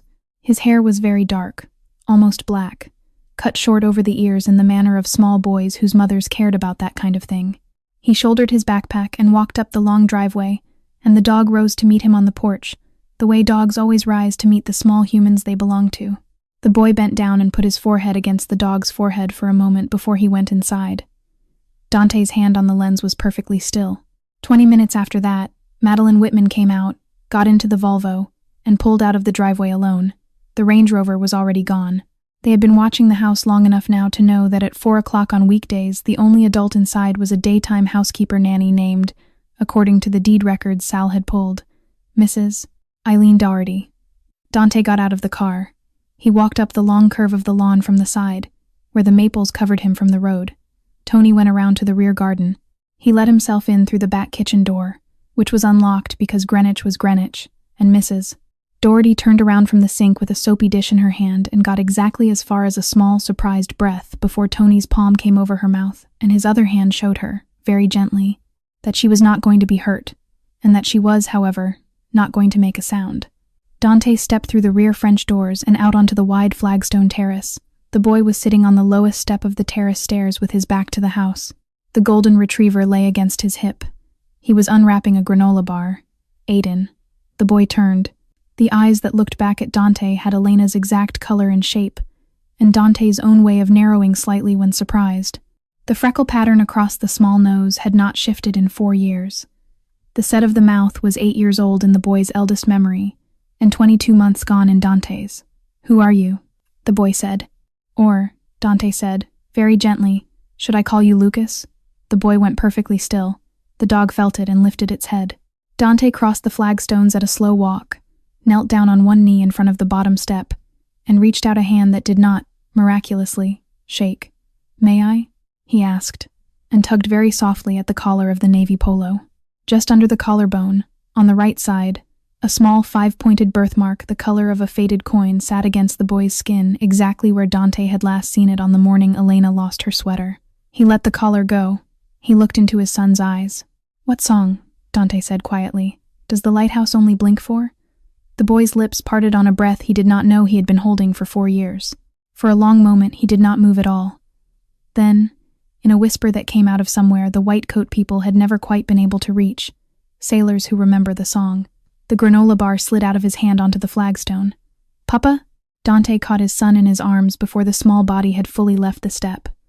They drove back to Boston the long way, off the interstate, on the kind of small 2-lane state roads where a black sedan with Massachusetts plates and a quiet child in the back seat would attract the least attention. Lucas sat behind the passenger seat with his backpack still between his knees. He had refused, when Dante asked, to leave it. Inside the backpack was a math notebook, a small stuffed dog with one ear chewed flat, and a half-eaten bag of pretzels Madeline Whitman had packed him that morning. Dante had not made him give any of it up. The boy was in shock. The boy had walked off a school bus 4 hours ago, and was now in a strange car with a man whose face he had only just begun to remember, and the things in his backpack were the only objects in the world he still recognized. Tony drove. He did not speak. He understood, the way the best capos understand, when a man needs the silence of the front passenger seat to be left intact. Dante turned in his seat once an hour, just enough to confirm with his eyes that the small body behind him was still real. Lucas slept for part of it. He woke for part of it. Twice he asked questions that began and did not finish. Did Mom? The boy stopped himself. He did not know which mother he had been about to ask about. Dante did not push him. By 8 in the evening they were on Route 9 through Newton. By 8:12 they were pulling into the gravel driveway of the small Cape Cod-style house under the maple tree that had turned all the way to copper since the day before yesterday. Maria was waiting at the screen door with one hand pressed flat against her mouth. Sparrow came out of the kitchen at the sound of the car. She was wearing pajamas with small printed strawberries on them, and her platinum hair was slightly damp from a bath. She stopped 2 paces inside the front hall, and looked at the boy who was holding Dante's hand in the doorway. She did not move. She did not blink. Lucas, who had not let go of his father in the entire drive from Connecticut, let go of him now. The 2 children walked toward each other across the rag rug in the front hall, the way 2 people walk in a dream, slowly, as though the air had thickened. They stopped a foot apart. Sparrow looked up at Lucas's face. Lucas looked down at Sparrow's. He was 4 inches taller than she was. His hair was darker than hers had ever been. The bandage on the back of her neck was smaller now than it had been 3 days ago. Neither of them spoke. Then Sparrow's face came apart. It happened all at once, the way a dam breaks. The careful, empty composure she had carried into the doorway of Marchetti's territory 4 nights ago. The disciplined small mouth, the gray, ash-colored eyes that did not blink, all of it collapsed inward, and underneath it was a 7-year-old child crying as though she had remembered, in 1 second, that she had been allowed to. Lucas caught her. He folded his arms around her and pressed his cheek against her hair, and made a small, low sound that was not language. Sparrow's face was buried in the front of his school polo. She was saying something into the cotton, over and over, that nobody in the front hall could quite hear. Dante and Maria and Tony stood and did not interrupt. It was perhaps 2 minutes before Sparrow could lift her head. She looked past Lucas's shoulder at Dante.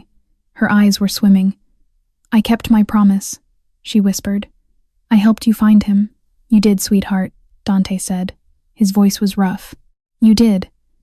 That night, on the rug in front of the fire in the safe house living room, Lucas began, in pieces, to tell. Sparrow had hidden food for him. The smaller children at Whitfield had been fed last and least. She had taken half of her own ration, every night, and slid it under the door of his cell when the hallway was clear. She had taught him a small lullaby. She said her own mother used to sing a song in a language she could no longer name, and on the nights the room next to his held a child who screamed, she had sung it through the wall to him until he could fall asleep. Lucas spoke the way a child speaks who has been forbidden, for almost half his life, from explaining himself. He used short, flat sentences. He did not embellish. When he finished, he laid his head down against his father's chest and slept for 14 hours. 3 days passed in the safe house. Dante did not return to Beacon Hill. He let the press wait, and let the police wait, and let his own empire wait, and lived inside a small Cape Cod house in Newton with his son and the girl who had brought his son back to him. Maria cooked. Tony stood watch outside. On the 4th morning, Dante made a single phone call through 3 intermediaries. The 3rd intermediary delivered a private message to a retired senator's chief of staff. The chief of staff called back inside 90 minutes. The meeting was set for the following afternoon, at the Hawthorne family compound in Chatham. The estate sat on a low cliff above the Atlantic, at the elbow of the Cape, white shingles and weathered cedar, gulls turning slow loops in the cold blue sky above the dune grass. Senator Robert Hawthorne, 71 years old, met them on the gravel drive in person. He was a tall man, very thin, with the careful posture of someone who had once carried a great deal and had not quite remembered how to set it down. The skin around his eyes had been folded by 3 years of a particular kind of grief. He shook Dante's hand. He looked once at Lucas and nodded, gravely, the way a man acknowledges another man's son. Then he saw the small figure who had been standing behind Dante's coat. Sparrow had stopped on the gravel. She was looking up at the old man's face. Something inside her was breaking open in slow motion, a wave that had been gathering for 3 years, finally cresting now in a place it had not expected to find. The senator's mouth moved before his voice did. "Ben." The small face went white, then crumpled, then bloomed. "Grandpa?" She ran across the gravel into the tall, thin man's arms, and Robert Hawthorne went down on one knee on his own driveway and caught his only granddaughter against his chest, and his shoulders shook in a way that the old men who sat next to him on Senate committees had never once seen them shake. The child clung to the lapel of his tweed jacket with both small fists. The name she had been called for the first 4 years of her life came back into her like the tide returning to a flat. Penelope Eleanor Hawthorne, called Penny, daughter of his only daughter, who had died on Route 6 on a clear July afternoon 3 years ago, in what the state police had ruled a single-vehicle accident, and what Robert Hawthorne, in private, had never for 1 second believed. He had hired private investigators in 11 states. He had put $1.5 million of his own money against the search. He had buried his daughter and refused completely to bury his granddaughter because no body had been found, and a man without a body refuses, sometimes, until his last breath. He held her a long time. When he finally lifted his face, he was looking over her platinum hair at Dante Marchetti, and the look in his eyes was the look of a man who has just been handed back the only thing in the world he had stopped daring to ask for. Robert Hawthorne made the call before the tea in the parlor had gone cold. He made it from the small mahogany study at the back of the house, on a landline that had no modern routing path. The man on the other end was the deputy director of the bureau, a career agent who had been a junior officer the day Hawthorne stood on the Senate floor and used the word abomination. The two had stayed, in all the years since, on first-name terms. The conversation lasted 14 minutes. By the time the receiver went back on the cradle, a federal task force had been authorized in principle, and a sealed grand jury had been initiated in the District of Massachusetts. By morning, a forensic team was inside the basement on Bennington Street with ground-penetrating radar. Marco Castellanos was charged within the week. The federal indictment ran to 41 counts: kidnapping conspiracy, racketeering, accessory to homicide, and espionage on behalf of a foreign-influenced enterprise. He pleaded out at the 11th hour in exchange for testimony on 3 other open files, and he received 42 years without parole. The Whitmans of Greenwich were arrested at 6:30 on a Tuesday morning. Charles Whitman went quietly. Madeline did not. Their file, when the Bureau finally read it, told a more complicated story than the indictment. The couple had truly lost a 4-year-old boy to leukemia in 2010. Elias Thorne had found Madeline at a bereavement support meeting in Stamford and offered, over the years that followed, only one thing: a child who needed parents, and parents who needed a child. They had said yes, the way drowning people say yes. 19 of the 23 children in the ledger were recovered inside 90 days. 3 more were found at a second facility upstate. 11 were extracted from placement families across 5 states.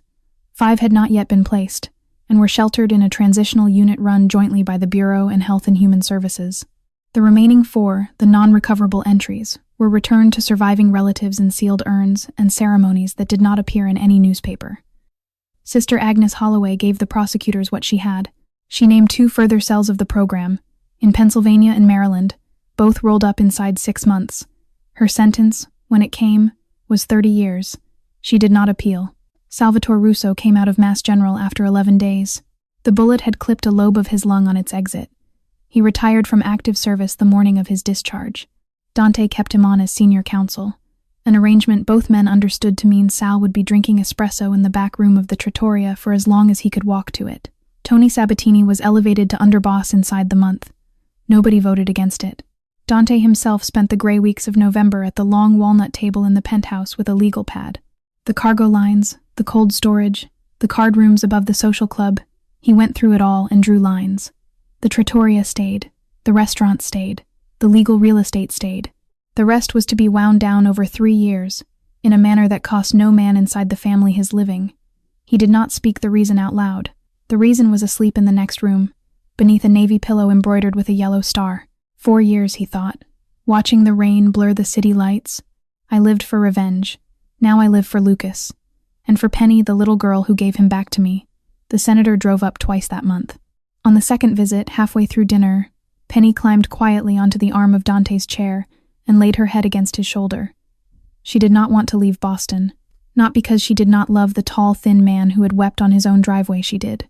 But the man who had pulled the bug from her neck, who had burned the pancakes, who had sat in the chair beside her bed an entire night without moving, was something else, and she was not yet ready to be in a house that did not contain him. Robert Hawthorne set down his fork. "I am not taking her from you," he said quietly. "She belongs to both of us now, to my family, and to yours." Dante did not answer. He only put his hand over Penny's small one where it rested against his lapel. 6 months later, the trees along Commonwealth Avenue were green again, and Boston had remembered how to be a city in the sun. Whitfield Preparatory was no longer standing. The state had seized the building under federal forfeiture in late January, and the wrecking ball had taken the front wall down in February. By April, the lot had been cleared to bare earth. The basement had been mapped, photographed, and filled with concrete to a depth no one would ever dig through. Whatever ghosts the place still held had been sealed in the foundation of what would come next. What came next had a name. The senator funded it. Dante would oversee it. The bronze plate beside what would eventually be the front entrance read, in plain serif lettering, "The Lucas and Penny Center for Children's Recovery." The groundbreaking was held on a Saturday morning in late April. Press attendance was limited. Hawthorne spoke for 4 minutes. Dante spoke for 2. Neither man used the word mafia or the word Senate, and no one asked them to. Lucas was 9.5 now. He had taken back his own name.